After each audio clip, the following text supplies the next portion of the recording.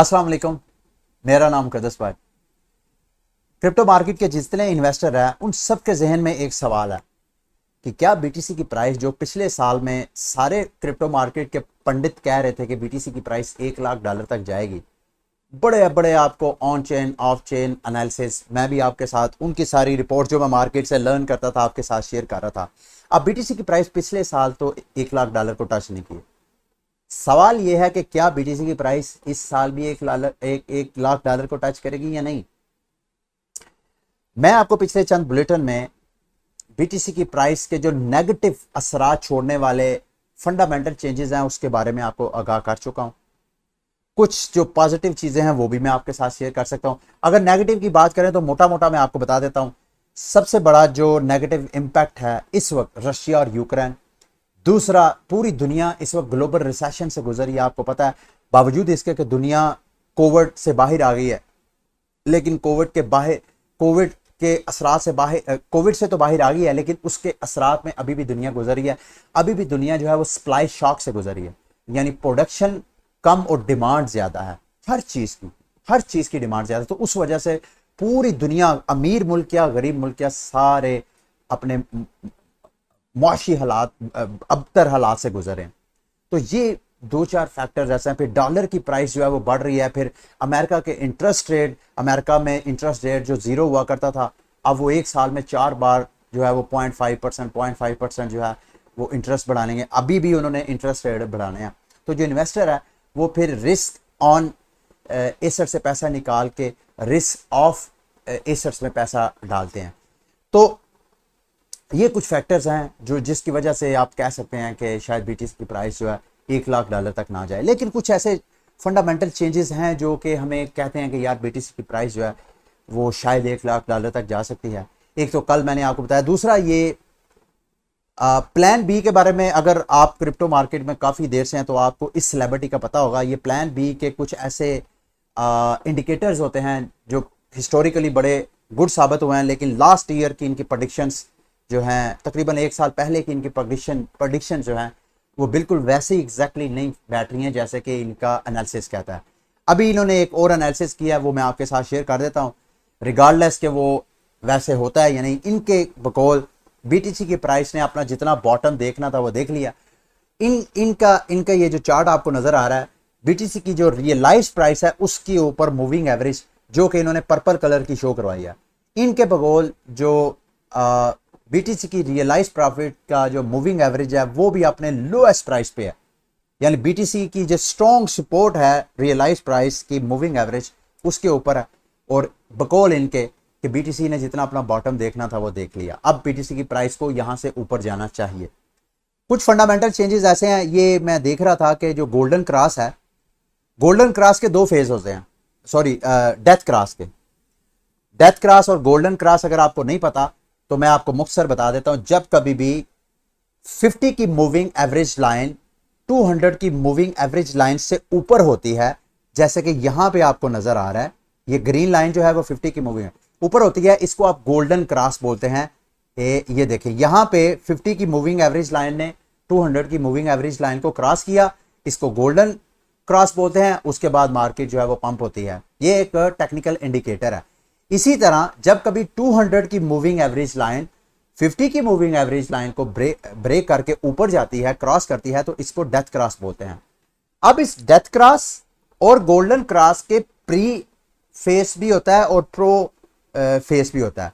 इसको आप pre death cross और पोस्ट डेथ क्रॉस के नाम पे बोलते हैं।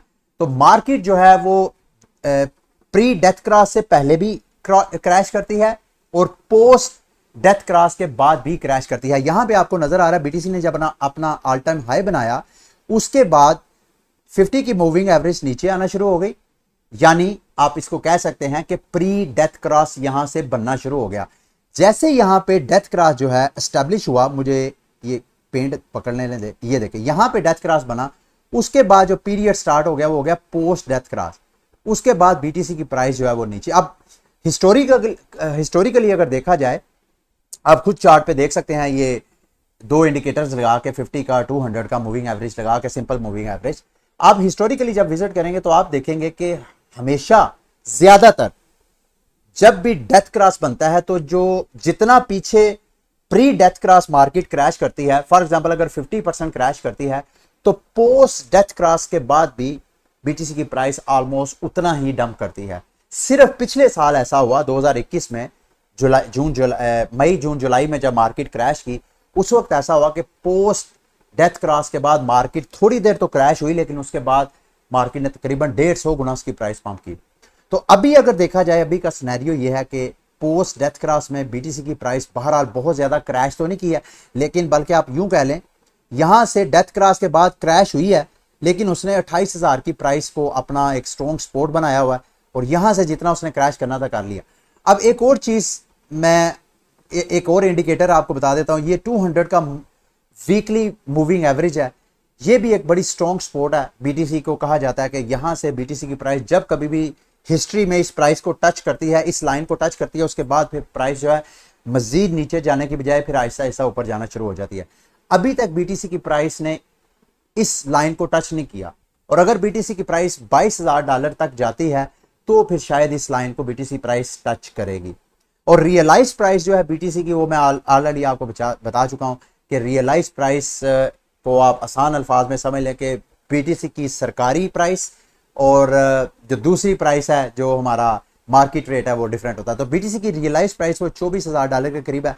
इसके अलावा ये एक और इंडिकेटर है जो उस पर अगर आप नजर डालें, MACD यानी मूविंग एवरेज कन्वर्जेंस डाइवर्जेंस, ये भी एक टेक्निकल इंडिकेटर है जो मार्केट में बुलिश और बैरिश के ट्रेंड को बताता है कि आने वाले वक्त में मार्केट बुलिश होगी या बैरिश होगी। तो जब कभी इसकी ये जो आपको ब्लू लाइन नजर आ रही है, जब कभी भी ये क्रॉस करती है ऑरेंज लाइन को, उसके बाद मार्केट जो है वो बुलिश होती है। इस वक्त इसने ऑलमोस्ट क्रॉस उसको कर लिया है। अब इसको अगर इंडिकेटर को देखा जाए तो मार्केट को बुलिश होना चाहिए, यानी आइंदा मार्केट की टेक्निकली देखा जाए तो प्राइस को पंप करना चाहिए। अगर इस पे आपको यकीन नहीं आ रहा तो पीछे मैं आपको जहां जहां इसने क्रॉस किया मैं उसकी हिस्ट्री दिखा देता हूं। देखिए यहां पे उसने ये ब्लू लाइन ऑरेंज लाइन से नीचे आई तो मार्केट बैरिश हुई, लेकिन जैसे यहां पे इसने ब्लू लाइन ने क्रॉस किया ऑरेंज को, मार्केट उसके बाद बुलिश हुई। फिर उसके बाद जहां जहां भी आपको ये देखें, यहां भी इसने किया, मार्केट बुलिश हुई। फिर उसके बाद हिस्ट्री में अगर आप देखें सारा विजिट करके तो आपको यही फील हो। यहां भी देखें इसने जहां जहां आपको बुलिश पैटर्न नजर आएगा उसके पीछे MACD की जो मूविंग एवरेज कन्वर्जेंस डाइवर्जेंस की जो लाइंस है, ब्लू लाइन, वो आपको ऑरेंज लाइन को क्रॉस करती हुई नजर आएगी। तो अभी जब मैं वीडियो बना रहा हूं, इसने कल के दिन इसको ब्रेक किया। ये डेली का चार्ट है, डेली पे ये देखा जाता है ज्यादातर ये इंडिकेटर। तो डेली के ऊपर इस लाइन को ब्रेक किया, तो इस इंडिकेटर से तो हमें यही मैसेज मिलता है कि बीटीसी की प्राइस यहां से पंप करनी चाहिए। अब कितनी करती है वल्लाह आलम, ये $1,00,000 तक तो मैं नहीं समझता जाएगी, लेकिन जैसे मैंने आपको कहा कि शायद बीटीसी की प्राइस जो है इस खास रेंज में, अगर कोई ऐसे fundamental changes, magical fundamental changes नहीं होते जिससे क्रिप्टो मार्केट बीटीसी की प्राइस दोबारा एक ऑल टाइम हाई की तरफ जाए, उस वक्त तक बीटीसी की प्राइस जो है हमें $20,000 से लेके $40,000 की रेंज में साइडवेज मूव होती हुई नजर आ सकती है। ये कुछ हफ्ते भी चल सकता है, ये कुछ माह भी, कुछ महीने भी, कुछ साल भी लग सकते हैं। ये भी ऐसा मुमकिन है 2024 तक, जब तक बीटीसी की नेक्स्ट हॉल्विंग नहीं होती, बीटीसी हमें इसी तरह। कुछ और फंडामेंटल चेंजेस हुए हैं, बिग न्यूज़ है मेरी नज़र में, आपने इसको लाइट नहीं लेना। ये बड़ी स्ट्रॉन्ग फंडामेंटल चेंजेस हुई हैं। बिटकॉइन काउंसिल है, माइनिंग काउंसिल एक बनी, यानी बिटकॉइन की जो माइनिंग होती है उसकी बाकायदा काउंसिल बनाई गई। उस काउंसिल ने ऑब्जर्व करना था कि बीटीसी की जो माइनिंग हो रही है उसमें बिजली, कितनी बिजली ऐसी है जो कि रीन्यूएबल सोर्सेज से बनाई जाती है बिजली, और कौन सी ऐसी है जो कि ग्रिड स्टेशन से लेके बनाई जाती है।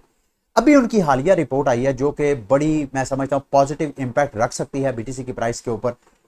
उन्होंने कहा है उनकी रिपोर्ट के मुताबिक कि इस वक्त बीटीसी जो माइन हो रहा है उसका 58% जितनी बिजली इस्तेमाल हो रही है वो रीन्यूएबल एनर्जी, रीन्यूएबल रिसोर्सेज से बिजली बना के उससे माइनिंग की जा रही है। यानी ये वो ऐसे रिसोर्सेज हैं जो कि अदरवाइज जाया हो जाते, अदरवाइज उसका नेचर के ऊपर, इन्वायरमेंट के ऊपर बुरा इंपैक्ट होता। उसकी बजाय लोगों ने क्या किया कि उसको हार्नेस करके कुदरती वसाइल को, उसे बिजली बनाई और उस बिजली से माइनिंग। ये 58% जो है रीन्यूएबल एनर्जी से बनाने का मकसद, ये मैं आपको क्यों बता रहा हूं, आपको याद होगा पिछले साल टेस्ला ने जैसे ही कहा कि टेस्ला की जो मर्चेंट्स हैं वो वहां पे बीटीसी को as a payment method use करेंगे, बीटीसी की प्राइस को एकदम शूट किया, बीटीसी की प्राइस। फिर उसके बाद टेस्ला ने कहा जी ओ हो हम तो रीन्यूएबल एनर्जी के प्रोपोनेंट हैं, तो ये तो बीटीसी जो है ये तो कार्बन फुटप्रिंट बहुत छोड़ता है। तो जब तक बीटीसी की प्राइस मोर देन 50%, ये इलन मस्क की स्टेटमेंट थी कि जब तक मोर देन 50% बीटीसी की प्राइस रीन्यूएबल एनर्जी की तरफ नहीं जाएगी, हम टेस्ला की जो पेमेंट मेथड है बीटीसी का उसको एनेबल नहीं करेंगे। और आज इस रिपोर्ट के बाद मार्केट में कुछ एनालिस्ट कह रहे हैं कि शायद आइंदा चंद दिनों के अंदर टेस्ला अनाउंसमेंट कर दे कि वो दोबारा बीटीसी को as a payment method use करेंगे।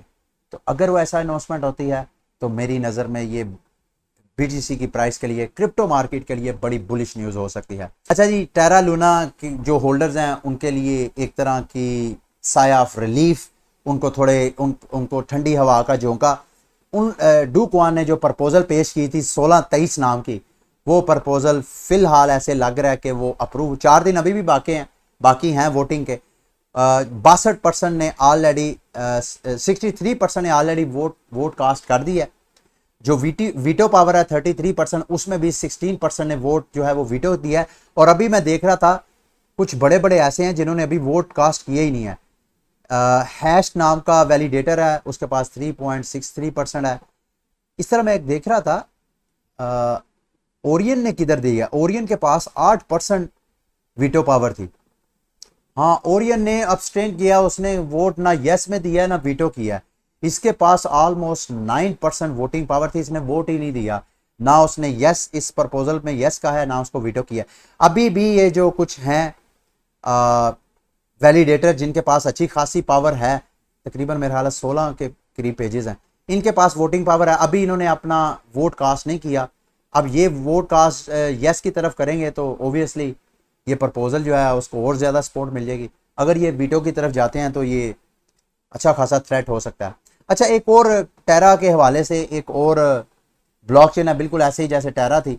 आप में से ऐसे लोग जो वेव्स टोकन में इन्वेस्टमेंट कर रहे हैं, उसकी प्राइस में डंप दे के कि यार कहाँ उसकी प्राइस ने अपना ऑल टाइम हाई बनाया था $63, वहां से क्रैश होकर ये $5.5 पे आ गई है, तो क्यों ना इसमें एंट्री ली जाए। लोएस्ट प्राइस पे है, जब इसकी प्राइस जो है वो पंप करेगी तो हमें अच्छा खासा रिवार्ड मिलेगा। एक तो टेक्निकली भी देखा जाए तो इस यहाँ पे डेथ क्रॉस बन रहा है, ये देख रहे हैं आप, 200 की मूविंग एवरेज 50 की मूविंग एवरेज को क्रॉस कर रही है। डेथ क्रॉस के बाद प्राइस जो है मजीद नीचे क्रैश करती है, ये टेक्निकल इंडिकेटर कहता है।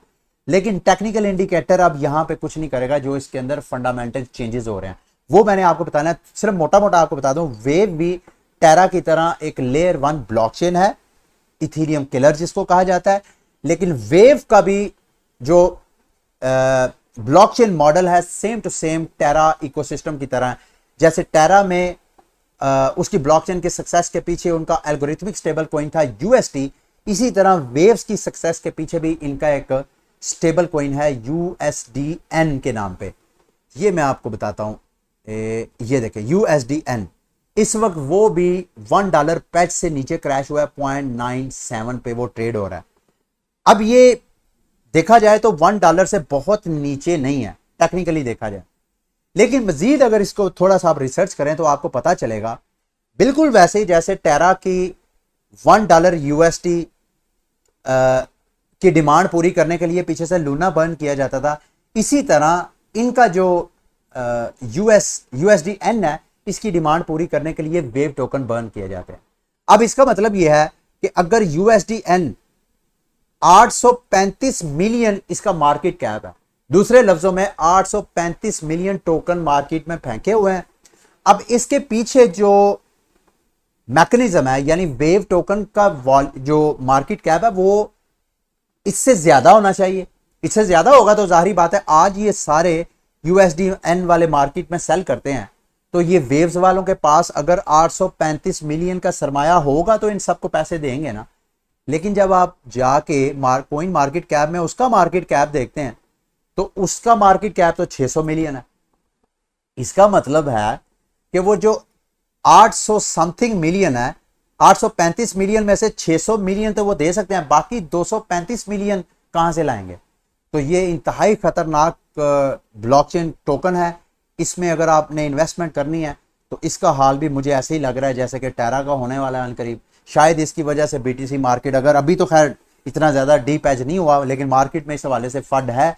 कोई पता नहीं है कि ये भी अगर दोबारा ज़ीरो हो जाता है जैसे टेरा का लूना हुआ और यूएसटी उसका डीप एज होकर वो 10 सेंट से भी नीचे चला गया, अगर इनका ब्लॉकचेन भी क्रैश करता है तो कोई पता नहीं मार्केट में एकदम फिर दोबारा पैनिक हो और सारी मार्केट एक बार फिर जो है वो क्रैश करे। अच्छा जी, ये एक मैंने आपके साथ ये ब्लॉकचेन गेमिंग लैंडस्केप से मुतल्लिक मुझे एक इमेज मिली है। इसका लिंक मैं वीडियो के डिस्क्रिप्शन में दे दूंगा अगर आप देखना चाहें। यहाँ पे जितनी ब्लॉकचेन में जो गेम्स हैं उनको आप स्टडी कर सकते हैं। फॉर एग्जांपल जैसे आजकल पिछले साल जो है वो प्ले टू अर्न गेम का रुझान था, इस साल जो है वो move to earn gaming project से मुतल्लिक है।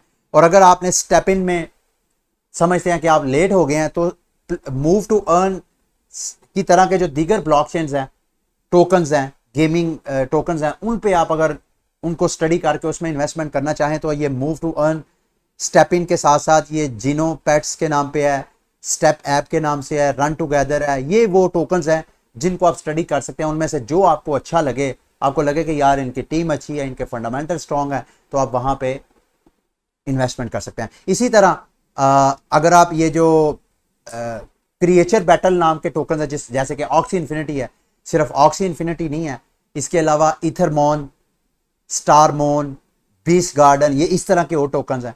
इस तरह के अगर आप मेटावर्स से रेलिवेंट जो टोकन्स हैं जैसे कि मोबॉक्स है, जैसे कि डिसेंट्रल लैंड है, जैसे कि द सैंड बॉक्स है, इस तरह के कौन कौन से मेटावर्स टोकन्स हैं उनको सबको यहाँ से नाम लेके, उनके OVR है, इनके सब के नाम आप यहाँ से स्टडी करके इनकी ड्यू डिलिजेंस कर सकते हैं। और ड्यू डिलिजेंस के पास बाद अगर आपको जो समझ आए कि यार यहाँ पे मुझे इन्वेस्टमेंट करनी चाहिए, वहाँ पे आप इन्वेस्टमेंट कर सकते हैं। ठीक है, यूँ समझ लें कि ये Web3 और ब्लॉकचेन गेमिंग लैंडस्केप के ऊपर मौजूद जितने टोकन्स हैं, ये खसूसन उन अफराद के लिए जो समझते हैं कि गेमिंग प्रोजेक्ट में इन्वेस्टमेंट करना उनके लिए जो है वो ज़्यादा सूदमंद है, ये उनके लिए है। और इसका लिंक मैं वीडियो के डिस्क्रिप्शन में दे दूंगा, आप चाहें तो इसको 1 बाय 1 गो थ्रू हो सकते हैं।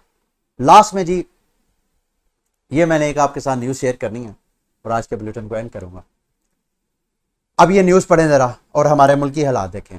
अमेरिका ने इंडिया को कहा है कि $500 मिलियन हम आपको पे करेंगे, मिलिट्री में एड देंगे आपको, आप रशिया से जो मिलिट्री सपोर्ट जो एग्रीमेंट ले रहे हैं वो बंद कर दें। ये वही अमेरिका है जो इंडिया को चंद हफ्तों पहले इंडिया को कह रहा था खबरदार अगर आपने रशिया से कोई भी तेल की खरीदारी की या गंदम वगैरह खरीदा। मेरा ख्याल है इंडिया तो शायद गंदम एक्सपोर्ट करता है अगर मैं गलत नहीं हूँ। तेल के लिए उसने कहा खबरदार अगर आपने इंडिया से कोई भी किसी भी किस्म की तजारत की। और आगे इंडियन जो फाइनेंस मिनिस्टर निर्मला, उसने इंडिया को शट अप कॉल दी। और हमारे यहाँ भी हुक्मरानों को, उस वक्त के जो हुक्मरान था इमरान खान, उसको खबरदार का नोटिस दिया। तो जब हमारे हुक्मरान ने उसको शट अप कॉल दी, उसके बाद हमारे यहाँ जो कुछ सियासी भूचाल आया वो आपके सामने। और अभी ये आगाज़ है। ये मुझे बड़े अफसोस के साथ कहना पड़ता है, मैं भी आपकी तरह इसी मुल्क में रहता हूँ। इस मुल्क के हालात अगर बिगड़ेंगे, जितना उसका नुकसान आपको है उतना ही नुकसान मुझे है।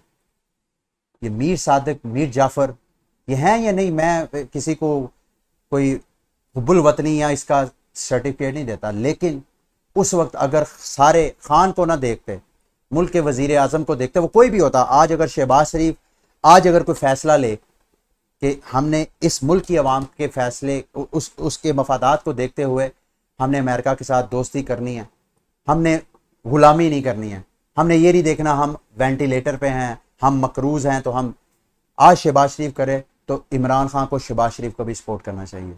हम सबको शहबाज शरीफ के पीछे खड़ा होना चाहिए। लेकिन अफसोस हम लोगों ने ऐसा नहीं किया, खान को बाहर किया। और इसका नुकसान सिर्फ खान को, PTI को नहीं हुआ, हम सबको भुगतना पड़ रहा है। और आइंदा जब तक कोई भी हुकूमत सिंपल मेजॉरिटी, कम अज़ कम सिंपल मेजॉरिटी लेके हुकूमत में नहीं आएगी, उस वक्त तक आप लोगों के हालात सही नहीं हो रहे। आइंदा साल, 1 साल, 1.5 साल, शायद 2 साल तक भी आपको ऑयल, बिजली और खाने पीने की अशिया में 100 गुना महंगाई नजर आएगी मेरे दोस्तों भाइयों। ये इस एक गैरत के फैसले पे स्टैंड ना होने की वजह से इस कौम को भुगतना पड़ेगा। आप मेरे साथ हैं, ये वक्त आपको बताएगा।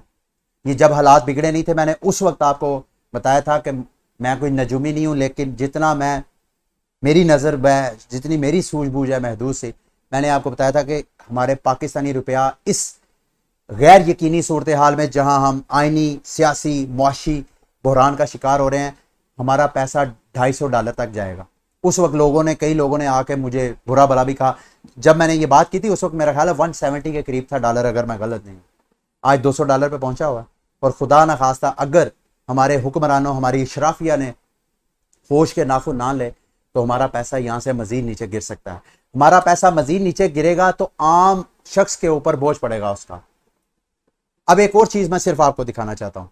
सारी दुनिया की करेंसीज बाशमूल पाकिस्तान का, मैंने आपको बताया $200 भी डिवैल्यू हो गया। सारी दुनिया की जो फियाट करेंसीज है डॉलर के अगेंस्ट गिर रही है। डॉलर के अगेंस्ट सारे करेंसी जो है उनकी वो डिवैल्यू हो रही हैं, लेकिन एक करेंसी ऐसी है जिसने डॉलर को चित कर दिया, वो है रशियन रबल। यहां पे अगर आप मुझे काफी देर से फॉलो कर रहे हैं तो जब रशियन रबल की प्राइस यहां पे थी उस वक्त मैंने आप लोगों को मशवरा दिया था कि आप कुछ इन्वेस्टमेंट रबल लेके रख लें, रशियन करेंसी लेके रख लें।